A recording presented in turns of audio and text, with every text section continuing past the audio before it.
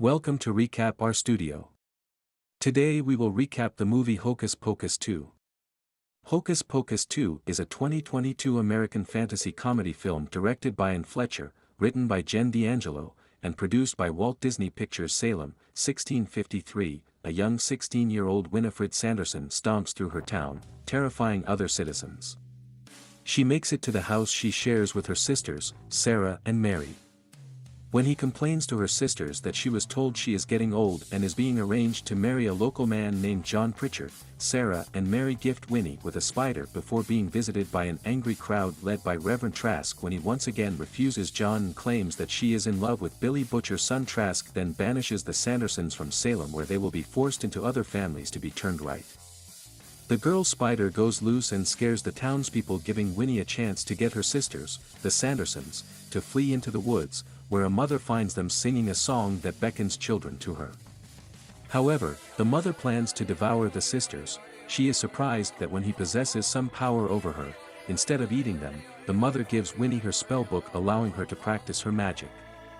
Still, the mother warns Winnie against using the spell known as Magic Key Maxima, which would give her ultimate power. Mother also tells the sisters that absorbing the essence of children keeps them looking young and beautiful. The Sandersons then return to town and use their newfound spells to set Trask's house on fire. In present-day Salem, teenager Becca arrives at school on her 16th birthday to join her friend Izzy and their estranged friend Cassie. Cassie ends up ditching them to hang out with her jock boyfriend, Mike. As he talks to Becca about how Cassie has barely hung out with him lately, the girls plan to do their Halloween tradition for a sleepover with scary movies while also practicing a witchy ritual during class. Mike lets it slip that Cassie is throwing a Halloween party at her house. Becca says a spell to freak Mike out because he knows that Becca is a fan of witchcraft. This sends them to the principal's office, where Becca has a small argument with Cassie since she mocks her birthday ritual after school. Becca and Izzy walk past a billboard with Kathy's family as her father, Jeffrey Trask, is running for mayor or re-election. The girls go to a magic shop that used to be the Sandersons' cottage. The owner, Gilbert, tells kids who enter the shop the legend of the Sandersons and how they were hanged for kidnapping and killing Emily Beings before they were resurrected back in 1993. When a virgin with a black flame candle after the kids leave, Gilbert talks to Becca and Izzy and gives her a candle for her ritual, as well as Angelica leaves to lift curses. Becca and Izzy go into the woods for the ritual as the moon rises, with Becca taking out a picture of them with Cassie. So it's like she's there with them. They light the candle and say magic, causing it to begin sparking. Becca throws water on it, with the candle lights back up with the black flame. They hear the Come Little Children song, and the ground begins to shake and crack open. Emerging from hell are the newly resurrected Sanderson Sisters. They begin to sing "The Witches Are Back," gleefully celebrating their return to Salem. Becca and Izzy try to run. Still, the sisters spot them and plan to kill them after remembering they were outwitted by teenagers the last time. The girls lie and pretend they are witches who are 40, but they look like teenagers and pretend there are brews and potions all around for them to consume. The Sandersons believe them and follow the girls. The girls lead the sisters to a Walgreens, where they sample the creams and lotions. Believing them to work, they are found by a younger group dressed exactly like them, and they ask for a selfie when the Sandersons realize Becca and Izzy have tricked them. They chased the girls until they poured salt around themselves to fend off the sisters' magic. The girls flee while the sisters use their brooms and give chase. Becca and Izzy run back to Gilbert, who admits he knew about the candle and the spellbook that is now awake since the Sandersons are back. He opens the book, and it emits a beacon of light to attract the sisters. They arrive and imprison Becca and Izzy in their basement dungeon while making the stairs disappear, so they don't try to climb out. Gilbert tells the Sandersons that he was there as a child the first night they were resurrected. He witnessed their demise in the graveyard, and the Sandersons learned of Mayor Trask and his relation to the Reverend when he decided she wanted to do the Magic Key Maximus spell. Still, the book refuses to let her. She opens it anyway and lists off the ingredients, one of which includes Trask's blood. She traps Gilbert into helping gather the ingredients and bring them to the Forbidden World before their hourglass fills up, or he will die.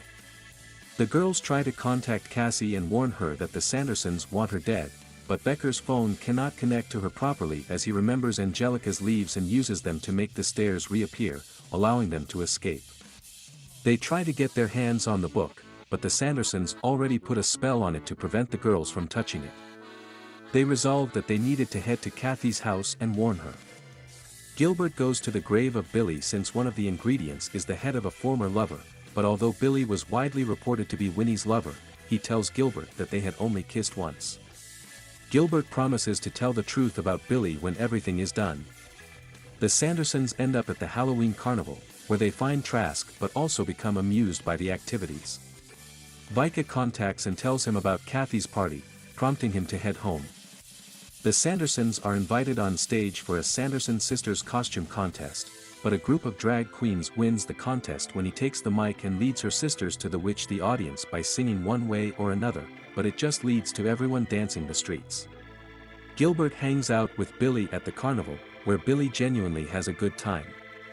However, when they return to the cottage, Gilbert attempts to reverse the sand in the hourglass but cannot. This clues Billy that he has made a pact with the Sandersons, and he starts walking away. Gilbert apologizes, but he also takes Billy's head. Becca and Izzy make it to Casey's house with the Sandersons and find them there, thanks to Mike. They bring them outside, where they air out their grievances, and Mike realizes he has been a jerk to Kathy's friends. Trask returns home and encounters the Sandersons, but they also learn that Cassie is also a descendant of the Reverend. The Sandersons attempt to use magic against the girls, but Becca emits a small amount of power to defend herself. The girls trap the sisters in the assault circle and make a run for it, but Mary uses the Roombas to clean up the salt and allow them to go after the girls.